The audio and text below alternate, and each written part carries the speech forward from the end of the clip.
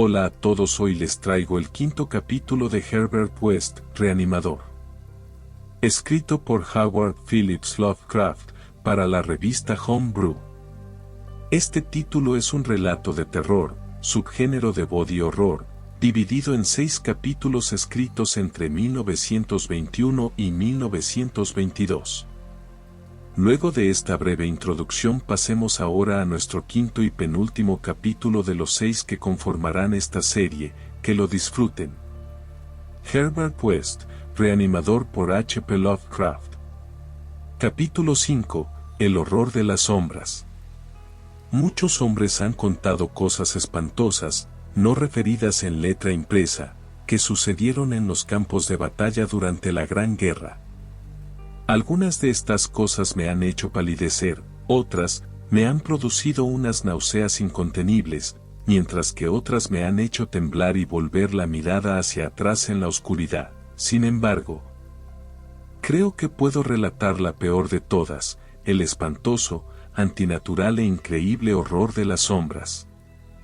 En 1915 estaba yo como médico con el grado de teniente en un regimiento canadiense en Flandes, siendo uno de los numerosos americanos que se adelantaron al gobierno mismo en la gigante contienda.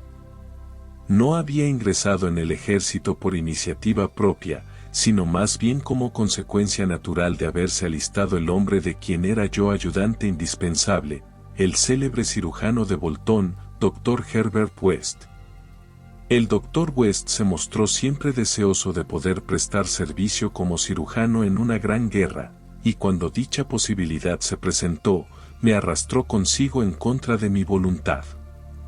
Había motivos por los que yo me hubiera alegrado que la guerra nos separase, motivos por los que encontraba la práctica de la medicina y la compañía de West cada vez más irritante, pero cuando se marchó a Ottawa, y consiguió por medio de la influencia de un colega una plaza de comandante médico, no me pude resistir a la autoritaria insistencia de aquel hombre decidido a que le acompañase en mi calidad habitual.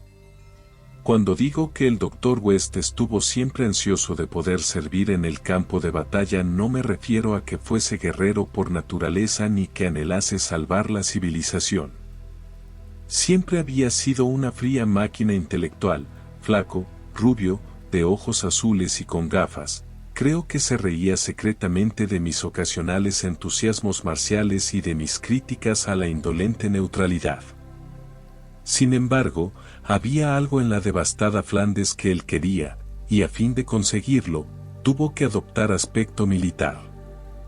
Lo que pretendía no era lo que pretenden muchas personas, sino algo relacionado con la rama particular de la ciencia médica que él había logrado practicar de forma completamente clandestina y en la cual había conseguido resultados asombrosos y, de vez en cuando, horrendos.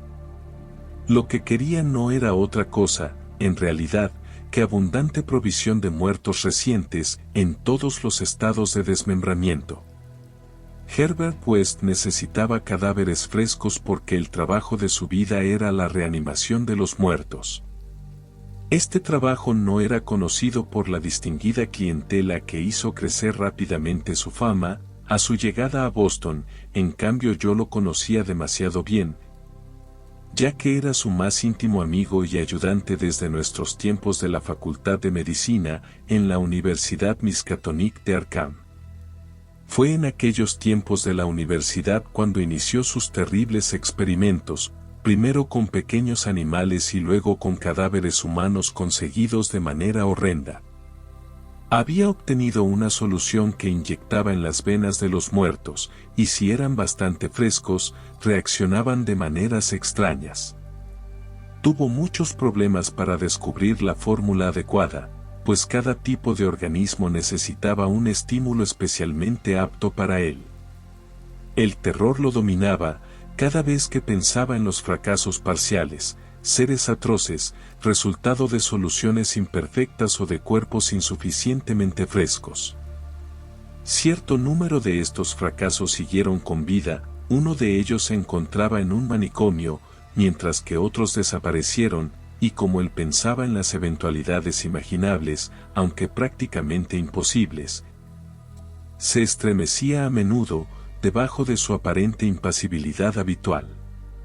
West se dio cuenta muy pronto que el requisito fundamental para que los ejemplares sirviesen era su frescura, así que recurrió al procedimiento espantoso y abominable de robar cadáveres.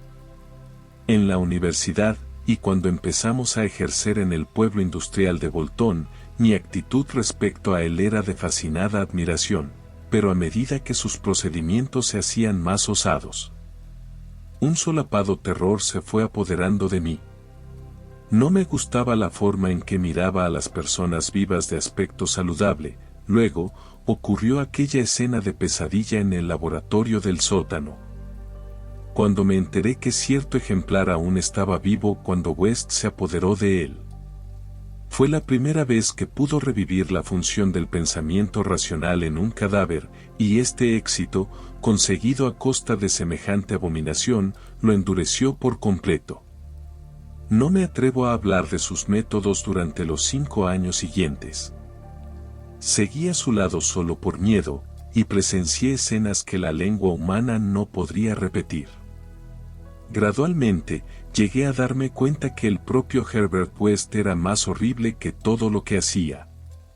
Fue entonces cuando comprendí claramente que su celo científico por prolongar la vida en otro tiempo normal degeneró sutilmente en una curiosidad meramente morbosa y macabra y en una secreta complacencia en la visión de los cadáveres.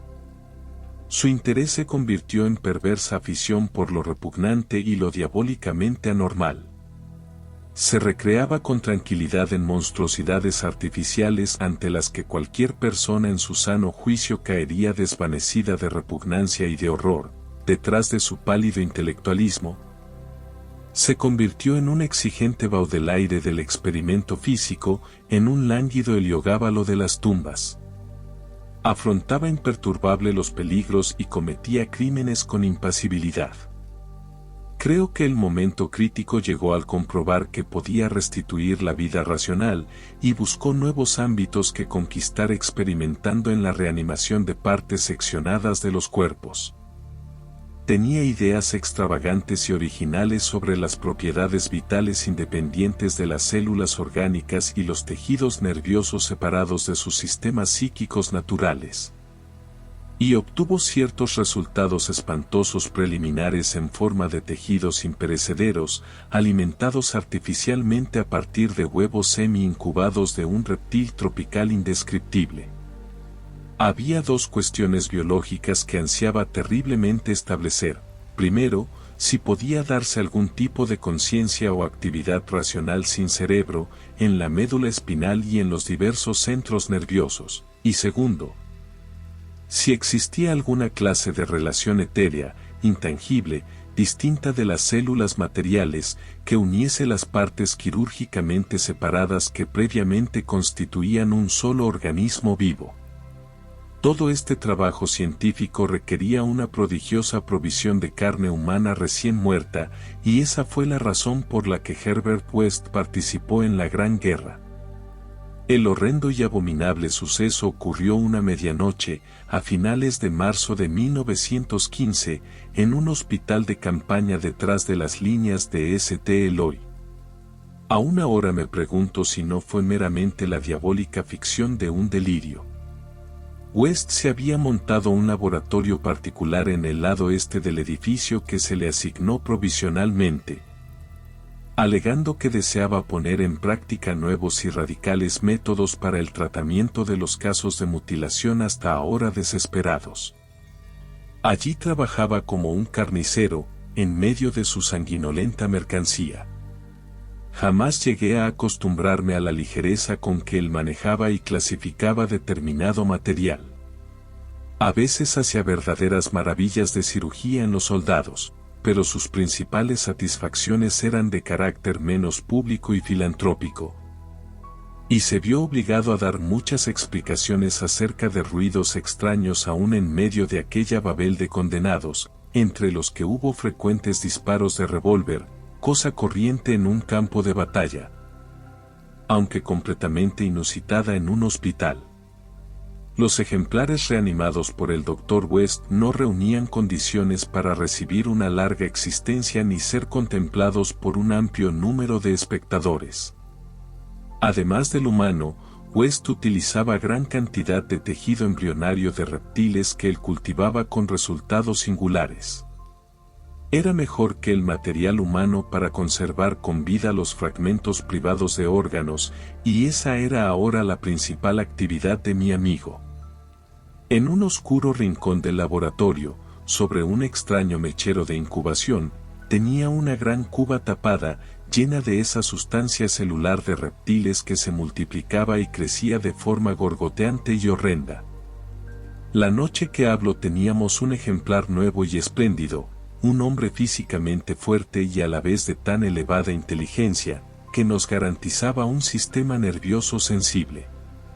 Resultaba irónico, porque se trataba del oficial que ayudó para que se le concediese a West su destino y que ahora debió ser nuestro socio.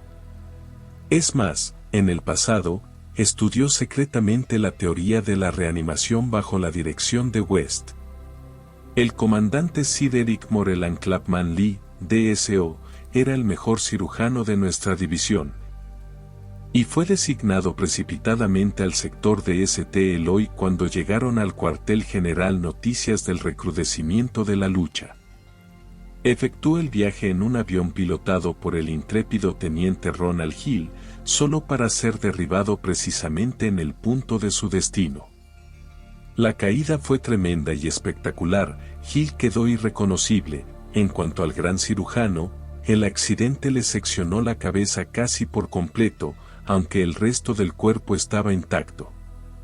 West se apoderó ansiosamente de aquel despojo inerte que fue su amigo y compañero de estudios. Me estremecí al verlo terminar de separar la cabeza, colocarla en la diabólica cuba de pulposo tejido de reptiles con objeto de conservarla para futuros experimentos y seguir manipulando el cuerpo decapitado sobre la mesa de operaciones. Inyectó sangre nueva, unió determinadas venas, arterias y nervios del cuello sin cabeza, y cerró la horrible abertura injertando piel de un ejemplar no identificado que había llevado uniforme de oficial.